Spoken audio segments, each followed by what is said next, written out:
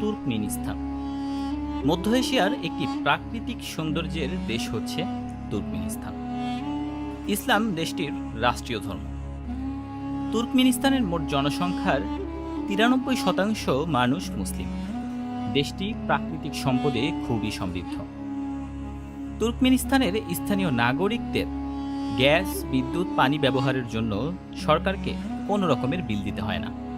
1993 সাল থেকে দেশটির জনগণ সম্পূর্ণ বিনামূল্যে গ্যাস, বিদ্যুৎ ও পানি সুবিধা ভোগ করছে।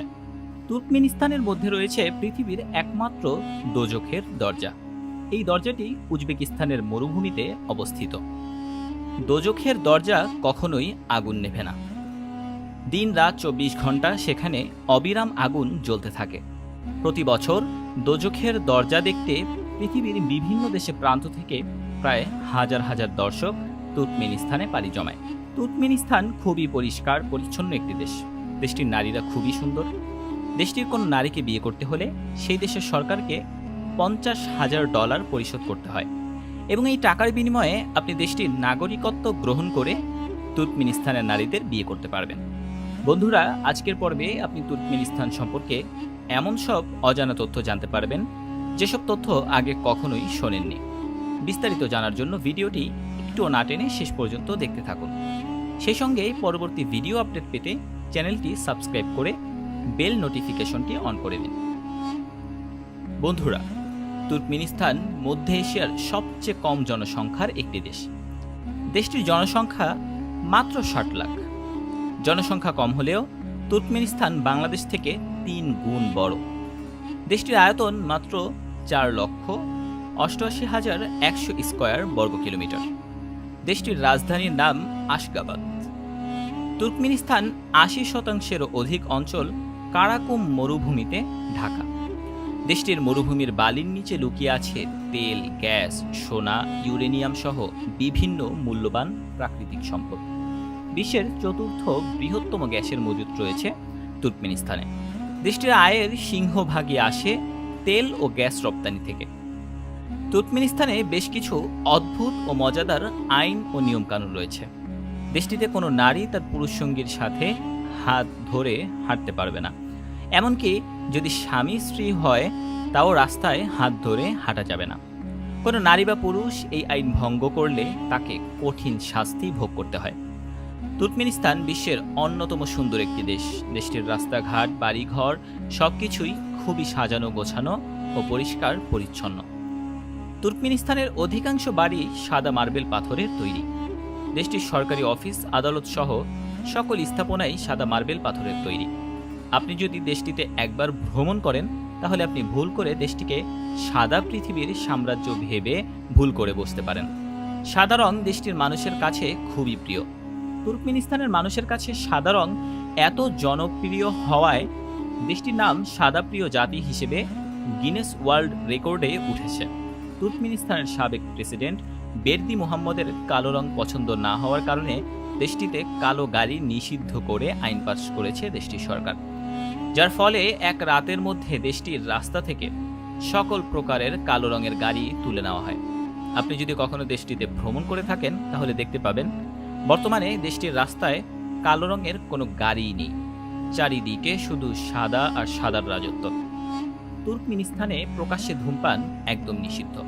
কেউ যদি প্রকাশ্য ধূমপান করে তাহলে তাকে মোটা অঙ্কের জরিমানা গুনতে হয়। দেশটির শহরগুলোর রাস্তাঘাট পরিষ্কার পরিচ্ছন্ন রাখতে প্রণয়ন করা হয়েছে কঠোর আইন। নির্দিষ্ট জায়গা ছাড়া যেখানে সেখানে ময়লা আবর্জনা ফেললে তাকে মোটা অঙ্কের জরিমানা দিতে হয়। তুর্কমেনিস্তানে রয়েছে পৃথিবীর বুকে জ্বলন্ত এক মরুভূমি। দেশটির এই মরুভূমিকে পৃথিবীর দোজখ নামেও ডাকা হয়ে থাকে। মরুভূমির বুকে অবস্থিত এই গ্যাস কূপটি খনন করার পর থেকে আজ পর্যন্ত একটি বারের জন্য আগুন নেভেনি। দিন রাত 24 ঘন্টায় গ্যাস কূপটিতে আগুন দাউ দাউ করে জ্বলতে থাকে। তুর্কমেনিস্তানের কারাকুরাম মরুভূমিতে অবস্থিত অগ্নিমুখটির ব্যাস 69 মিটার এবং গভীরতা 30 মিটার পর্যন্ত। এই বিশাল আকারের অগ্নিগর্ভের মুখটির মধ্যে ঠিক কী কারণে এতদিন পর্যন্ত আগুন জ্বলছে সে রহস্য আজও উদ্ঘাটন করতে পারেনি কেউ। তুর্কমেনিস্তান সোভিয়েত ইউনিয়নভুক্ত থাকার সময় কয়েকজন সোভিয়েত জিওলজিস্ট তুর্কমেনিস্তানের কারাকুম মরুভূমিতে গ্যাস অনুসন্ধান করে এই কূপ বিশাল আকার আকৃতির কূপটি খনন করে।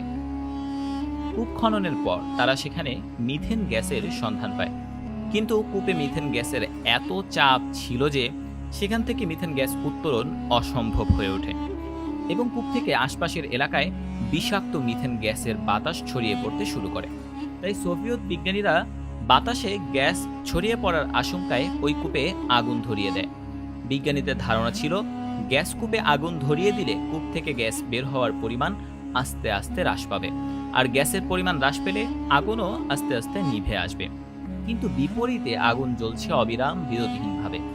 1971 সালে গ্যাস ক্ষেত্রটির কূপ খনন করার পর থেকে আজ পর্যন্ত সেই কূপটিতে আগুন জ্বলছে। এই আগুনের তাপমাত্রা এতই বেশি যে কারো পক্ষে সেখানে 1 মিনিটও দাঁড়ানো সম্ভব না। কূপটিতে একবার পড়ে গেলে নির্ঘাত মৃত্যু।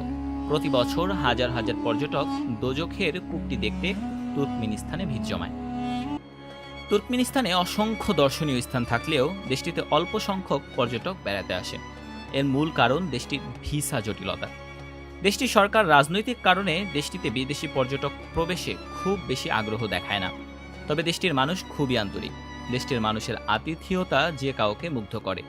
আপনি যদি তুর্কমেনিস্তানে একবার বেড়াতে গিয়ে যদি কোনো অপরিচিত তুর্কমেনিস্তান নাগরিকের সাথে বন্ধুত্ব হয়ে থাকে, তাহলে দেখতে পাবেন তুর্কমেনিস্তানের গাড়ি ভাড়া থেকে শুরু করে খাবার, থাকা, আপনাকে ঘুরতে নিয়ে যাওয়া সবকিছুই তারা করবে।